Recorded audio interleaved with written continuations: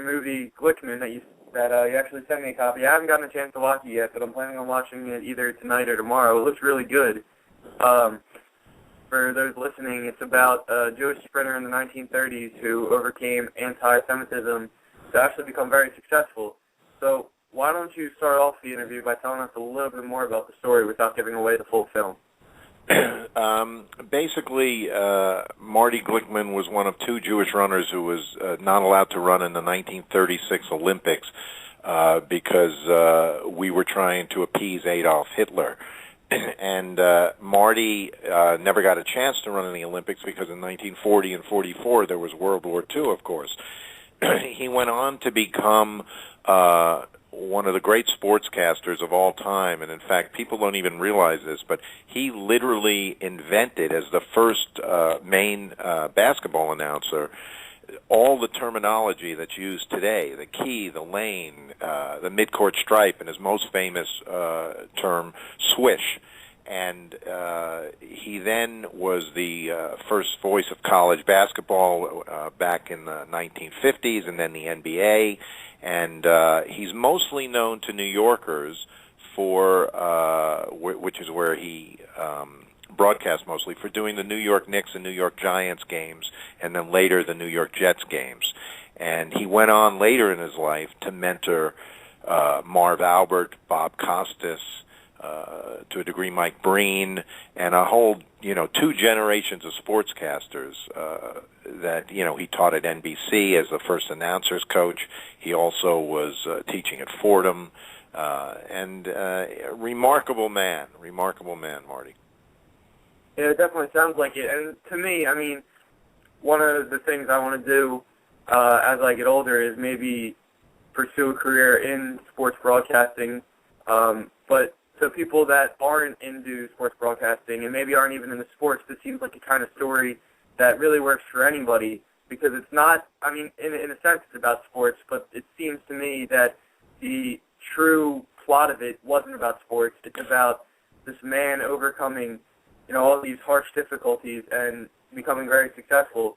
So just in your words, what can, maybe guys or anybody that's not into sports or not into broadcasting, what can they take out of this? Because, as you said, it's about that war and it's about Hitler. And people learn about Hitler and the war in their textbooks, but what can people take from this movie that they don't learn about, in school and in textbooks? What does this movie really That's a great question you're asking, because the most gratifying thing that has happened to me as I've seen this film with audiences is that many people who are not into sports are being so deeply moved by the film and Marty's story and coming up to me afterwards and saying, I know nothing about sports. And, to me, the story was really about what happens when an 18-year-old kid has his dreams crushed by racism and prejudice, and in this case by, indirectly through Adolf Hitler.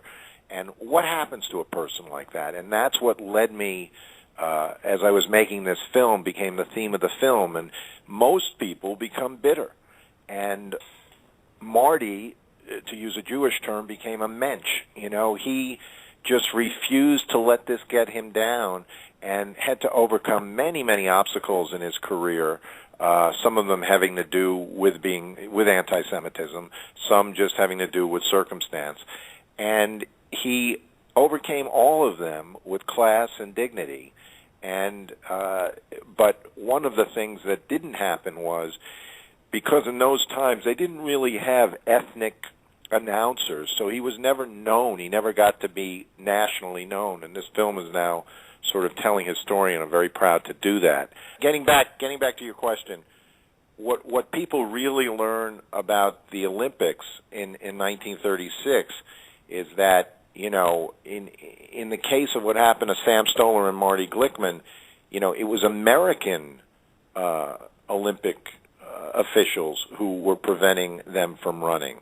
And, that is a lesson, because we were trying to appease Adolf Hitler. And historically, Hitler was able to use those games to show the German people. Remember, this is 1936, not 1939. And he was able to show the people of Germany, look, everyone from all over the world is coming here to honor me for the Olympic Games. And I'm not some crackpot. I am a true leader. And those people were embracing Adolf Hitler at those games, and it was an incredible public relations bonanza for him, unfortunately for the rest of the world, but for him. And I was going to ask you what, obviously it's an inspirational story, but why exactly did you take it to the big screen? But, you just recently told me that you knew Marty. I don't know how personally you knew him, but you did know Marty Glickman. Well, I worked for him. All right, so you worked with him. Was that the inspiration behind making the movie? Or, even if... Did you know of his story before you met him? Like, what actually... It's interesting. Even when another great question. When I worked for him, I was so naive, I didn't even know his Olympic story, and he didn't tell it to people unless he was asked. His own children didn't know it till they saw a documentary on Jesse Owens and then asked him about it.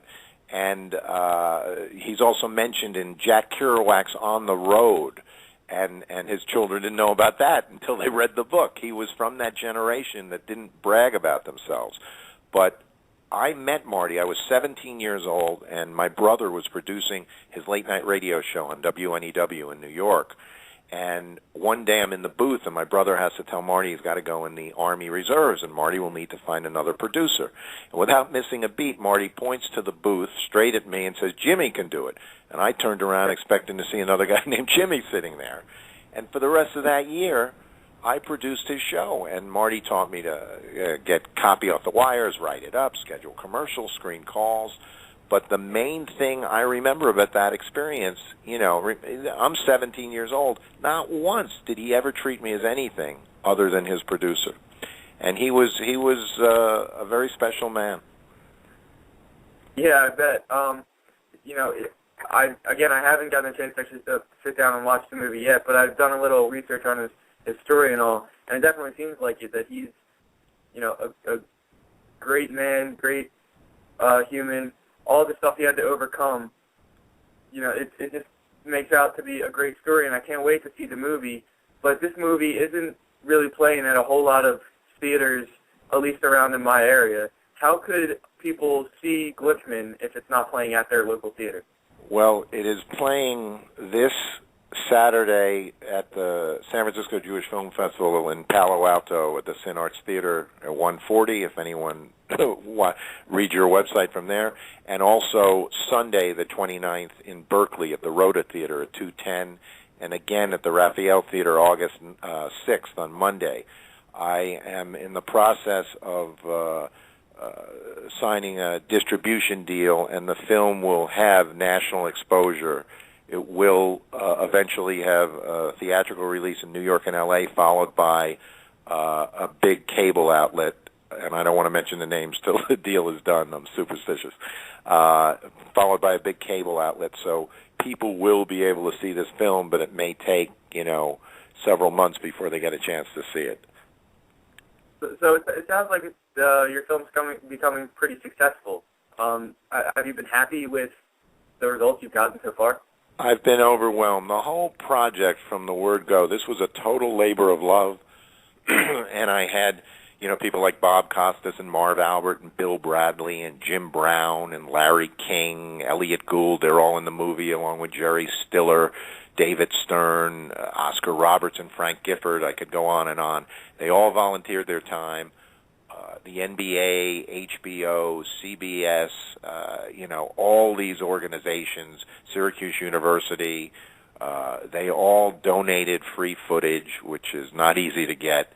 And, it takes a village, as they say, and it was all done not because of me, but because of their love for this man, Marty Glickman.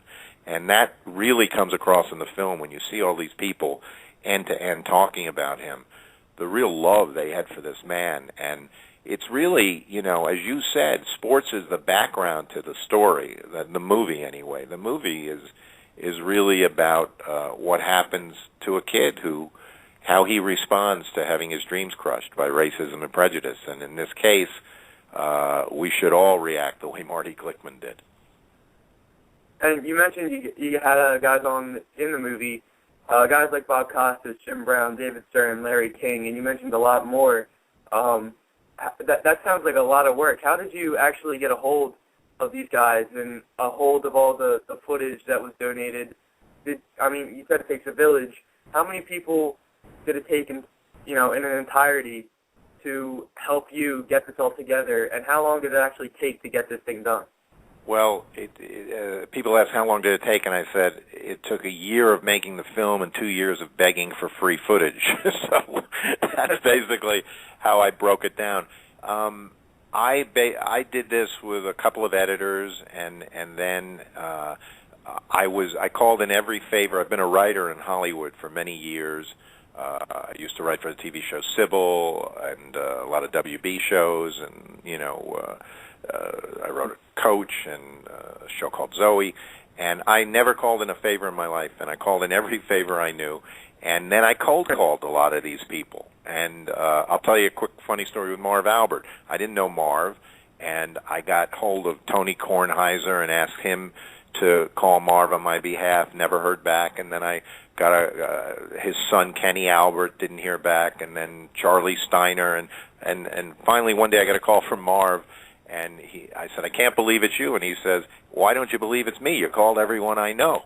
And so basically, and he became a huge friend of the project and donated a lot of stills and memorabilia to the film, and has just been wonderful. Another story, Elliot Gould, a friend said, you should get a New York actor in the movie. So I cold called his manager, and 5 minutes later, I got a call from Elliot Gould saying, I grew up idolizing Marty Glickman. I'd love to be in your film. And it was really Marty's name that, opened up so many doors like that. And in terms of the free footage, it's like a scavenger hunt. You would just track it down, and then it took many, many months to, get people to actually find the original footage and donate it. And, that's as much of the work as anything else you do in a documentary. Yeah, and this was my first film, so I learned a lot. Well, I think all the hard work definitely paid off. And you mentioned that Marty Glickman himself a lot of times wouldn't tell a whole lot of people about his story, and you said something about his kids not even knowing his story. So these guys that you had in your film, the big names, did you have to brief these guys on the story before the interviews, or did you kind of just go after guys who knew about Marty Glickman and who already had the background knowledge? Well, many of these people knew Marty personally, so they did know his story. They didn't know it in the total detail and depth that the movie tells it, and they didn't know a lot of other stories, but they knew he was one of the Olympic runners that didn't get to run. They knew that story. And other people didn't know other aspects of it, and so I would just explain it to them. But mostly, if I interviewed Frank Gifford, I would ask him mostly about the New York Giant years because he was the star player then. And very similar, Jim Brown talks about, he's a great Syracuse running back. He talks about Marty was a great Syracuse running back prior to him. And so a lot of them knew it, and I talked about that with them. But mostly, I would ask the sportscasters about what made him great as a sportscaster, and I would ask, someone like Jerry Stiller and Elliot Gould, who grew up idolizing him, what that was like. People don't understand how great an athlete Marty was back in New York, especially as a Jewish athlete, and he never talked about that in his broadcasts. Today, an announcer would constantly reference when I played. Marty never did that. Yeah, that's a great point. And this story, it's something really everybody should see.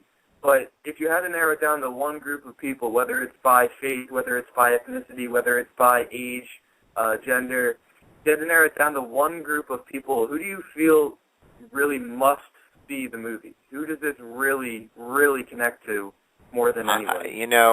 That I would have said when I started to make this movie, someone who grew up who knew him, and after seeing it play, everyone should see this film, see and learn about Marty Glickman's life story. It is so inspirational and so uplifting, and there is no group. I mean, everyone comes up to me after these screenings, and they're all different ages.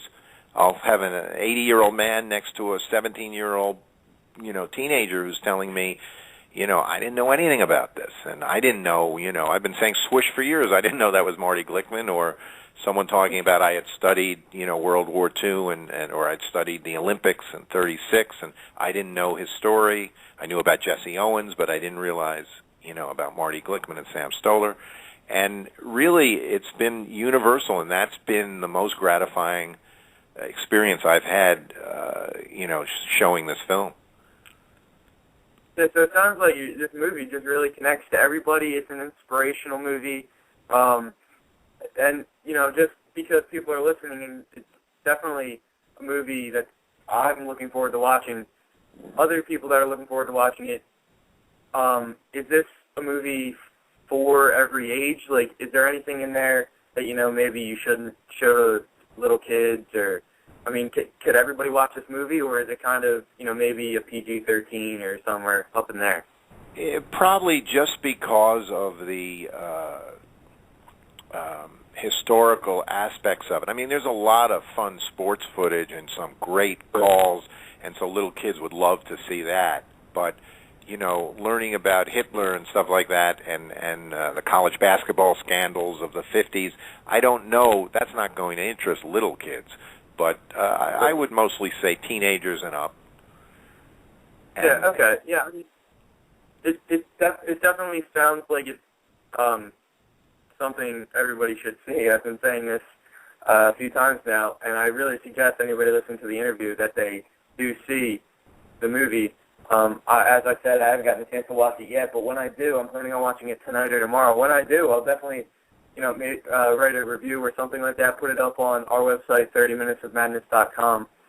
Jim, do you individually have a website, an email, a Twitter page, a Facebook page, anything where people can contact you for either more information about the movie or news about future films or anything like that? Yeah, there's a it's a very skeleton website right now, but it's called GlickmanTheFilm.com. It's called GlickmanTheFilm.com, and if they go to that, they will be able to get in touch with me and see my email and everything else. But GlickmanTheFilm.com is my website right now. And if they want to see a trailer, they can go on YouTube and just type in Glickman trailer, and they'll see a trailer. All right, sounds good. All right. Marty, yeah, I'm really, really excited to see the movie, and I hope a lot of people listening to the interview decide to see it too. Thanks for coming on and doing it. Congratulations on the success so far, and good luck in the future filmmaking and the future success of the movie, because I'm sure it's going to have a lot of it. Thank you, Nick. I really appreciate you taking the time to help me advertise this. Oh, no problem. Thank you so much for coming on. All right. All right. You take care.